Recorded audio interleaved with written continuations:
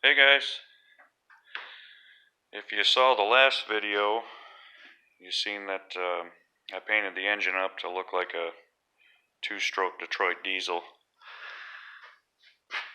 And it has taken quite a while to get it going. Not so much painting it or anything, but the figuring the intake out and polishing those valve covers. It's taken quite a long time. Valve covers are cast aluminum, and they were pretty porous. I've had to sand them a lot. Finally, I just had to say they're done. They're not perfect. There's still scratches in them, but I could easily spend another 2 months on them. So they originally it said OHVI, and there was like 3 lines that ran that protrudes out of the casting like 1/8 of an inch. So I had to sand all that smooth. This one had a big casting sprue that stuck up here, ran down the side. I ground that off, and then just polished them the best I could by hand. But this intake, it wasn't, it didn't take long to build, but trying to figure it out, because originally I wanted the carburetor to sit up here, flipped around, and then I was going to run the intake this way. But I didn't have the material or the means to make like the downpipe, I guess you could call it.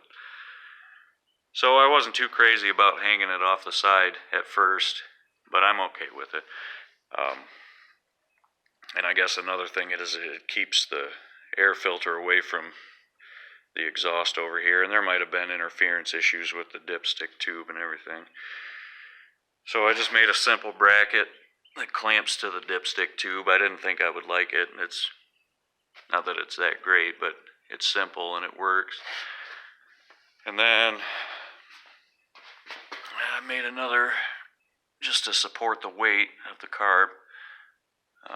It does okay. It does really well up and down, but I might have to revisit this and come off to these 2 bolts, because side to side, I don't know if you can see it. It doesn't have a very big footprint right there, so if I find that it vibrates too much, then I may have to support it there.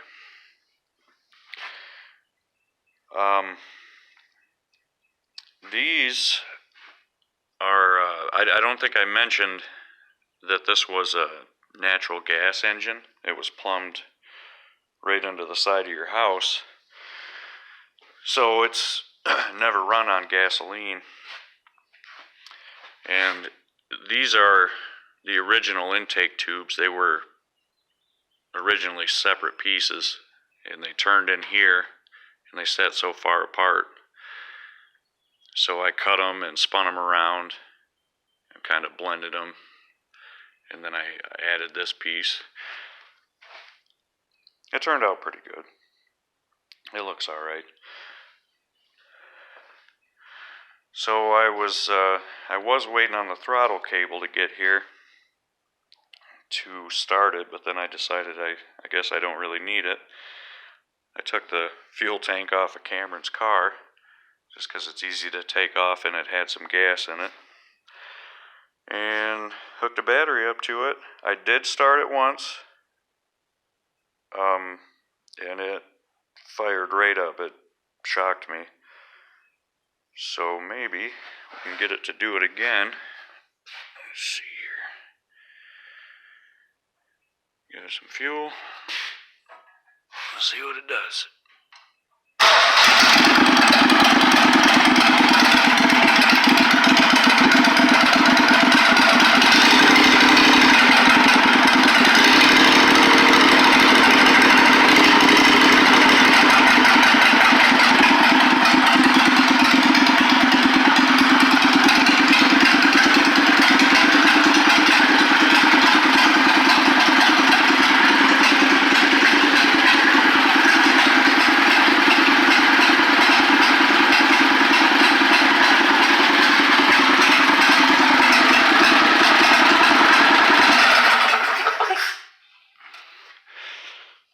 yeah, it runs.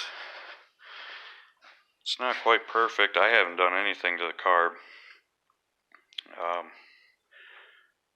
Further down the line, when it has a complete exhaust system and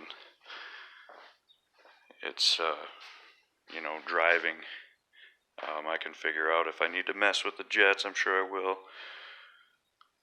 But yeah, today's the first day I've had it running, so I'm pretty excited about that.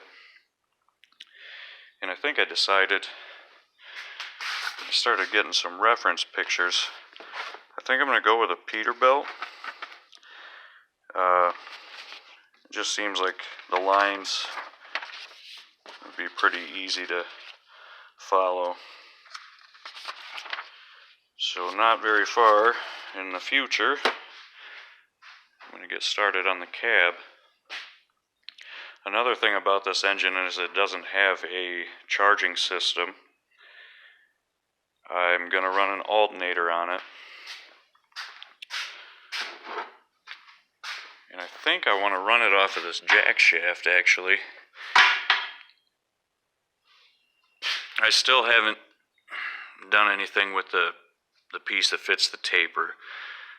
So that needs to be the first thing. But when I run the belt down to here, I could actually probably get an alternator in here and run it off the jack shaft, because that'll spin with the engine all the time. It'll just have a spring tensioner, and then the clutch will be on this belt. So that may be a good place to put the alternator. So yep, I just wanted to get a video of it running. And thanks everyone for watching. Bye.